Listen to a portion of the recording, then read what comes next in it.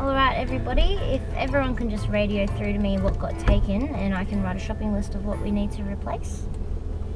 Yeah, roger that. We lost one orange and the firewood.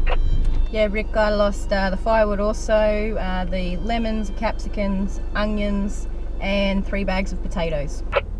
Copy that.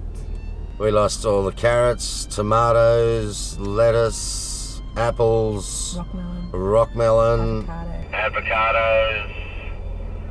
That's about it, I think. He said I could keep my carrots. And my wife's depressed. Well, with Steve getting his lettuce taken and me not, and you guys having carrots, we might have a chance at a salad.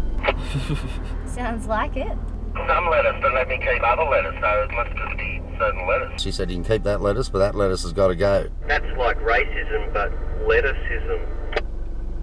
Very funny, Keno.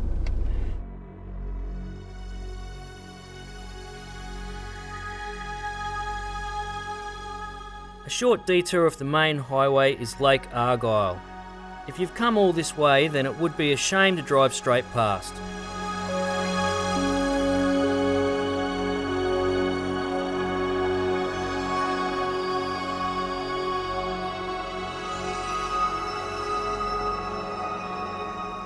The lake was filled in 1974 and holds a whopping 10.7 million megalitres of water. That's apparently 18 times the amount of Sydney Harbour.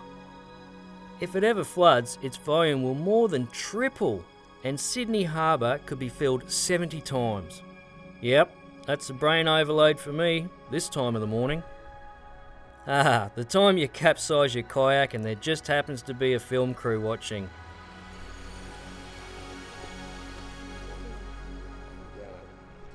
So we're at Lake Argyle now, guys. Now this is the doorstep of the Gibb River. We've got not far to go now, but I was just looking through the book, doing a bit of research while we were taking photos, and it actually says the Gibb River Road and its detours are not recommended for or suitable for caravans. So what do you think about that? You feel confident? That's throwing down a challenge definitely. for us. Well, yeah, it is throwing down a challenge. Like, I think that that's just their opinion. I think we've been building these things long enough now and strong enough now to be quite confident that we can tackle the Gibb River. Steve's just got the light job of a 22-foot caravan along the Gibb River Road. I got the big gun. But our engineers, put all this to the test on the computers first, and we get to go out and do the proper test to make sure they are unbreakable. Well, anyone who knows me knows I'm always up for a challenge. We're so close to the iconic track, the Gibb River Road, and my excitement is starting to peak.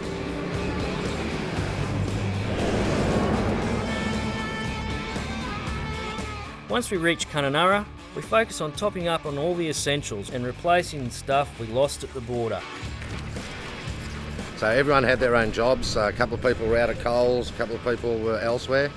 We had a meeting point outside of town. I had to drive around town on the two-way till I'd rounded everyone up and told them the new meeting place is the bottle-o because everyone has to get their own bottle-o supplies. Well, let's just say Coles Kununurra has no water left. And obviously a good tip when you're travelling up this way is that you can't always rely even on the bigger chain supermarkets like Coles. It was fairly busy in there, and they were also out of onions and a couple of other things that we were chasing as well. So you can't always rely on picking up absolutely everything you need in these sorts of places.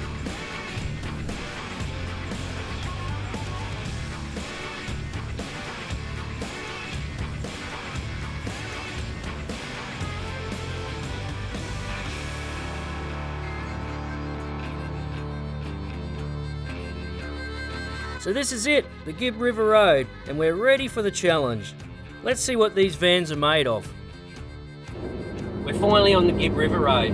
It's sealed till El Questro, which is where we're camping tonight. You can get powered sites there and book them in advance, but the unpowered sites you can't. All the powered sites are booked out, so we're just hoping that we can lob in there and get an unpowered site. You'll notice that Ricky's in the back here. She's a bit crook. She got a bag cabana out of the hot box at the servo, but she's still got her seatbelt on. It's the first time on Gibb River Road for me and a lot of the other people on the trip.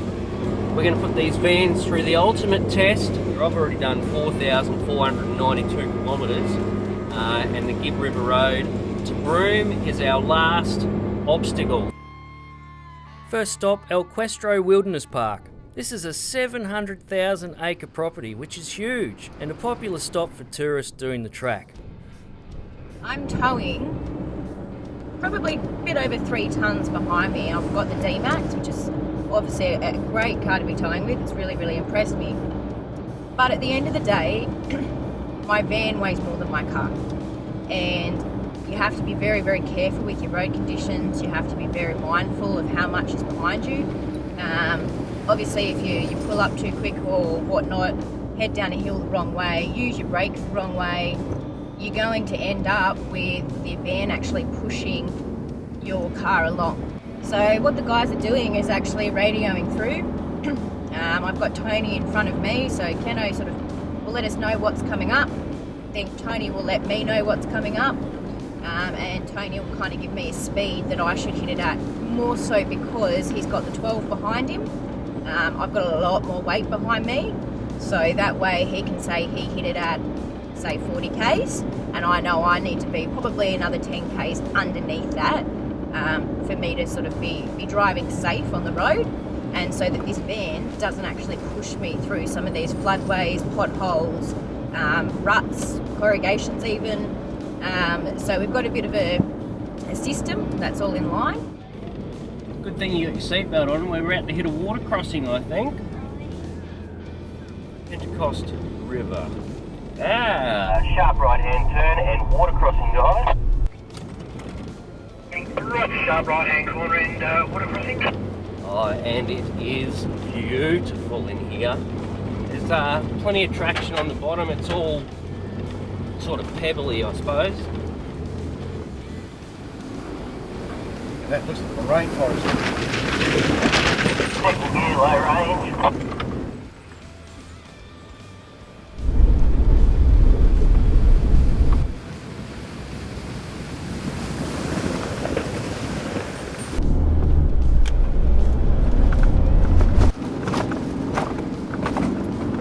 There you go, Lee. You getting through it?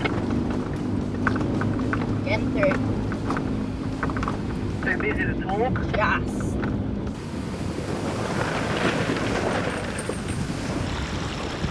Any like things? Why are you talking to me? I'm a little busy, Keno.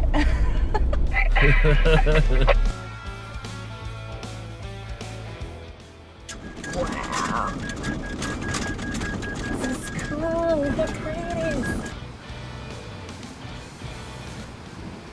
Come on, Steve-o. Come on, Steve-o. Taking it slow and easy. I think I've got a caravan on the back, and I think it's about 22 feet long with a 6-foot drawbar.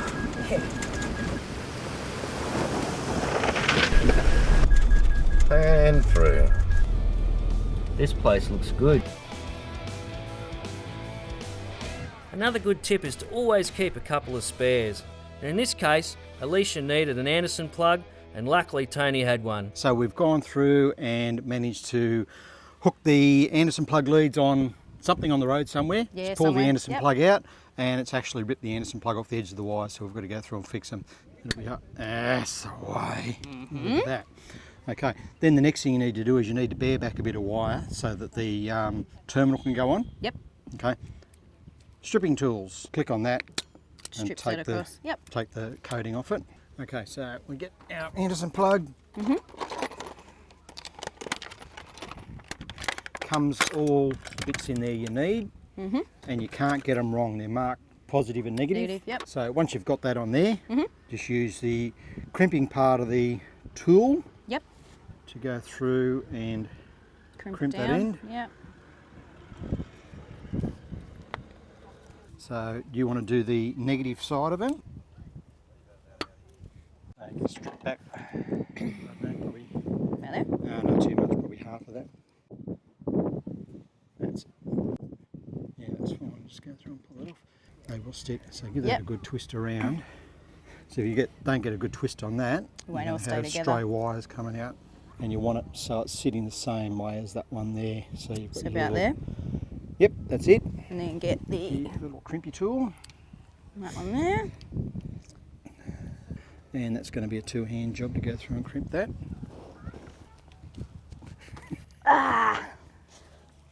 That'll probably do it.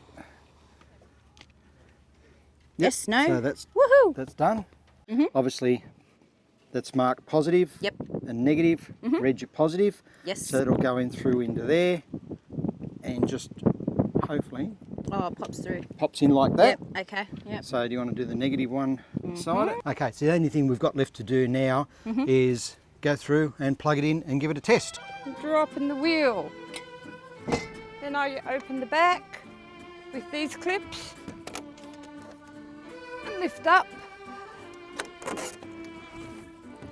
Get this one out. You can pop the roof in a sec, but you'll have to come and lift the window for me. Okay, Remember, I'm short that's right. and I can't reach. So we just bring the window up. Thank you. I will go and Okay. pop the roof. And you pop the roof and we're ready. Okay.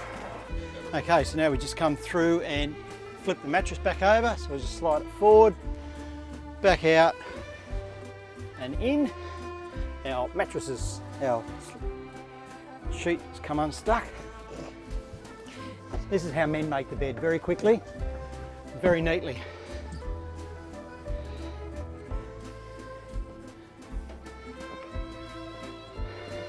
And the bed's made. And the bed's made. Oh, sweet. So we can sit and have a relax now. Well done, thank you. Cool. Oh, guys, get a room. Or better yet, you've got a caravan.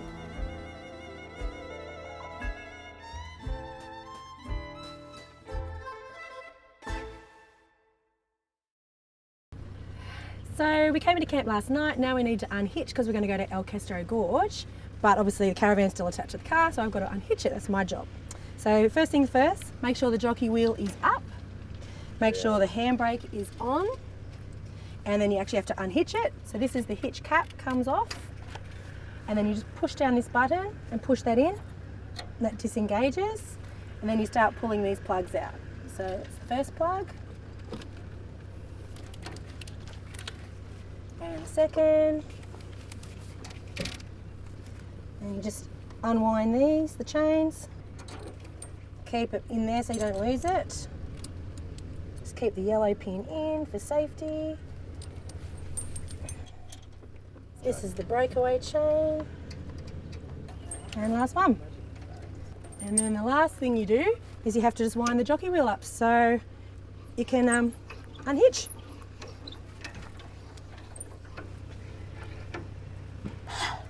And that's it. We're going to have a little look around our Questro while we're here. It's best to unhook the vans because there's not a lot of room to turn around in the car parks. Got a bit of a water crossing here, guys. I'd say there might be some water in the Questro Gorge, hopefully, when we get there. Oh, look at that, great looking water crossing, and yeah, hopefully we nice up there. Apparently it's about 2.5k round trip. I'm not sure what kind of terrain we're going to be in for, but apparently it's very nice once you get to the waterhole. I'm looking forward to a nice swim, actually. Me too. I need to wash myself. Everyone in my car keeps complaining how smelly I am. Oh yes. Even Wolfie can't handle your smell, honey. You guys looking forward to it? Yeah, it should be really good. Keen bushwalkers? I've heard it's beautiful there. Really? Oh yes. I'm not a big bushwalker, but if there's a waterhole at the end I can dive in, I'm a happy camper. Yeah, it's normally pretty cold and fresh. Should be good. Oh, let's get into it.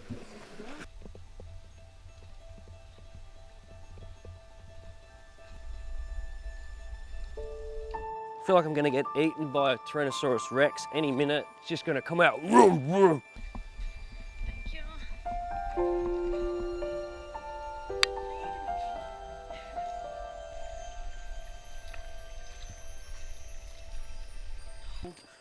I love walking. Oh, here's a difficult creek crossing straight up. I'd put a foot there, one there, and then just one there. It was quite good.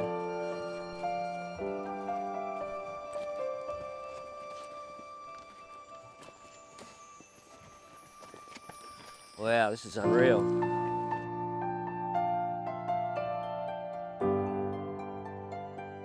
I think it's magnificent. We'll just dive in there now. I'm going under my rock. Bit of sweet chili and sour cream for breakfast.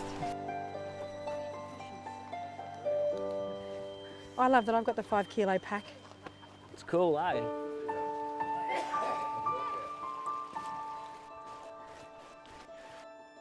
You still got 2? Wow, guys, I think we've made it.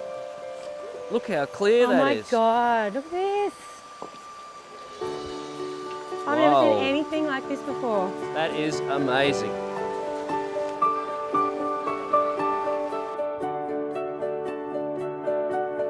Absolutely love it. It was a beautiful walk in here. To get this at the end, beautiful, refreshing swim, was unreal. I know, I don't go in just any old time, but you can't resist when you get to a place like this. It's beautiful.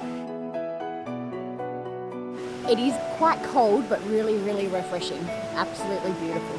Being actually in here is just so calming, relaxing. You just feel as though you're a million miles away from anything.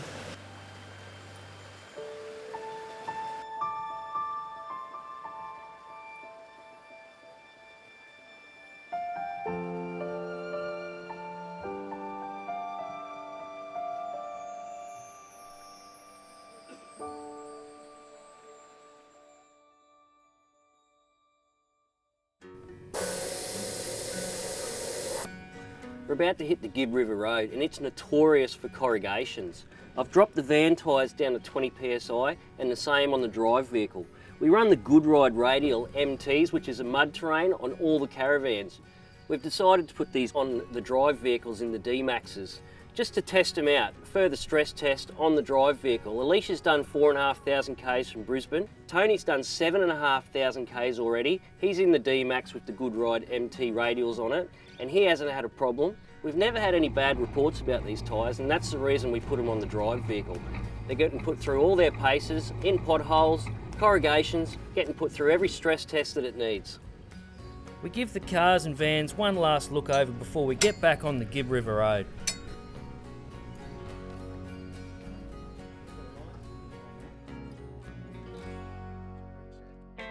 Didn't take long before we understood what people meant about the corrugations.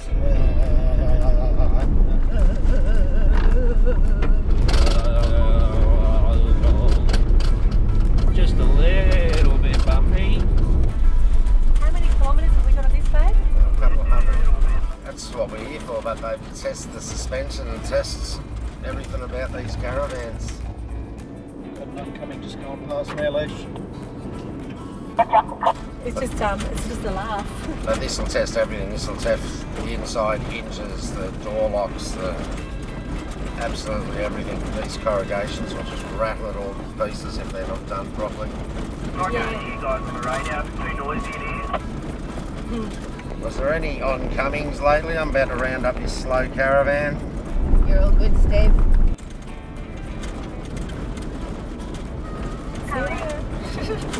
What are we doing? We're doing 60. now.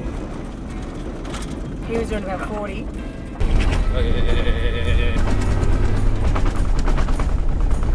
Whoa, look at this. Wake up, honey.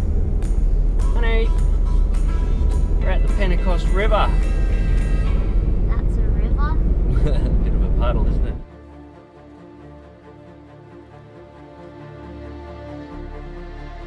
Guys, we are approaching the Pentecost River.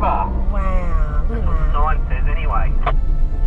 Beautiful. Well, that's a pretty historic sort of a thing heading this way for us.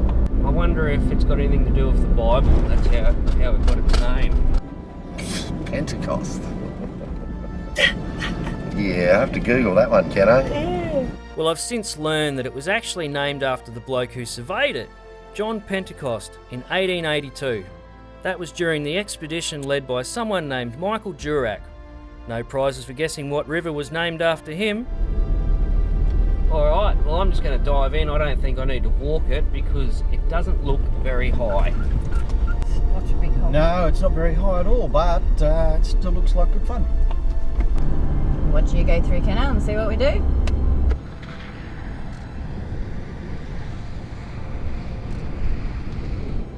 Yeah guys, plenty of traction on the bottom. It's all rocky and rolly, but yeah, plenty of traction.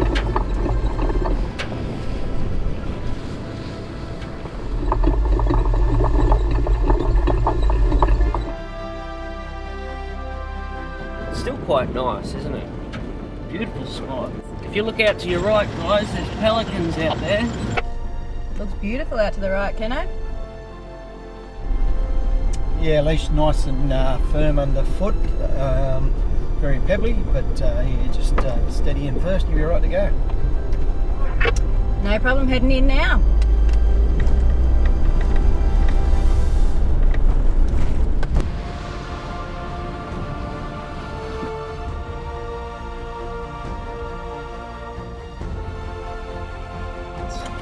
Man, this is gorgeous. Look at this. That's one thing that's surprising me about the Kimberley Babe is there's a lot of water. Like we're in July, aren't we, dry season, and I'm still getting such a feeling of so much water. It is a shock to me actually that Yeah. the amount of water we're seeing here in such a dry, arid Yeah, land. good way. It's not holding us back, but No. so much bird life. It's just beautiful. And that's the Pentecost River done. Great work, team.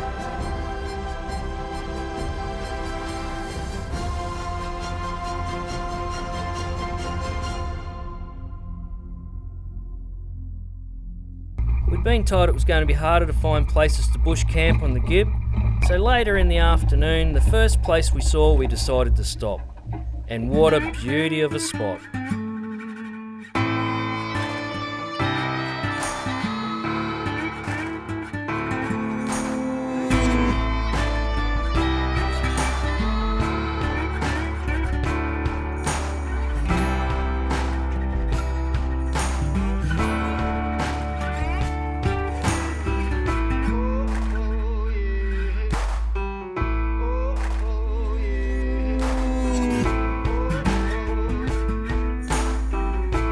We got the fire going and prepared for another night under the stars.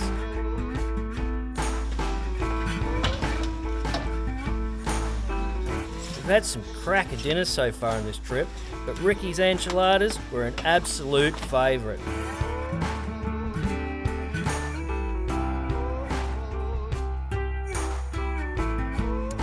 With the spirits high and the bellies full, we hit the hay, ready to continue our journey along the Gibb tomorrow.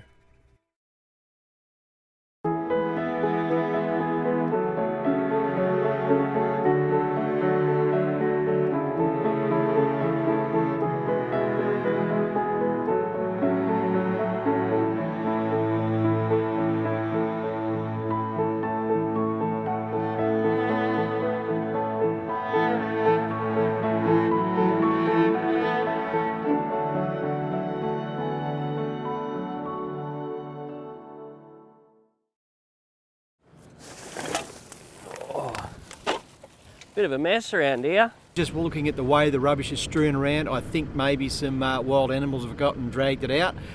We can see where it's been dragged in through the bushes, so I certainly think that, yeah, potentially some wild animals have dragged it out. You would hope that people aren't that bad that they wouldn't put their rubbish in the container. Wow, this looks a bit interesting, guys. I'd slow up here. I can't actually see what's going on, but it drops away quite quickly. Yeah, roger that, slowing right down. The sign did say it was the Gibb River, so... Yeah, we're going through the river. It looks like the left-hand side's going to be the best way. It's all pebbly on the right. Roger that.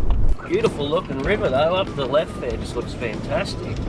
Might have to go for a swim. Oh, yeah, plenty of water on the left there, isn't there? That's right. You little billabong, it'd be nice to pop out and have a swim. If you're game, there could be some lizards in there, big lizards. Beautiful. Yeah, bag. Look at that.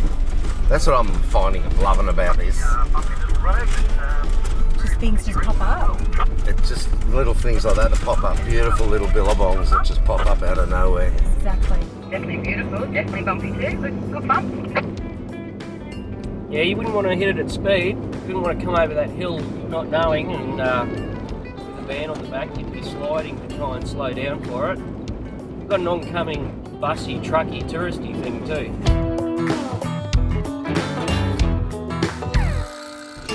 Get it, you got it, and it's on. Get it, you got it, and it's on.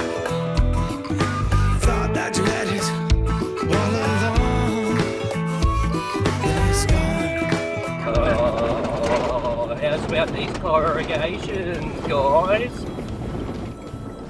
Sorry mate, I couldn't hear you properly. The corrugations were mucking everything up. And this red dirt's got the worst corrugations, sorry, now I sound like Melissa.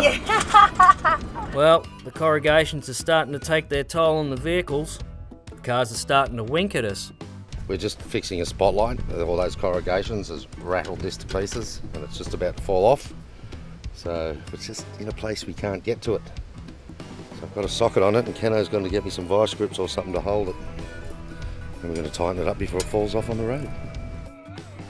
Alright, that got it.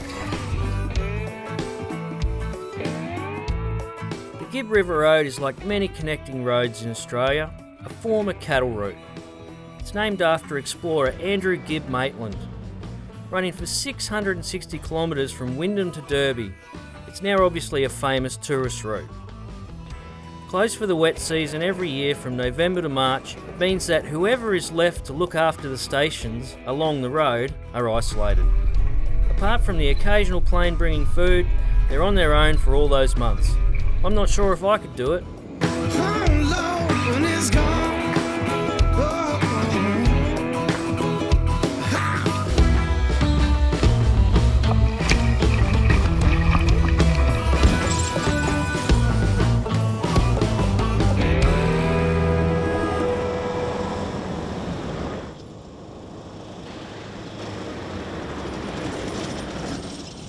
Seen some other caravans come past, obviously different models, all the rest of it. We've seen quite a lot of different things out here. A lot of those, unfortunately, though, they're sort of sitting around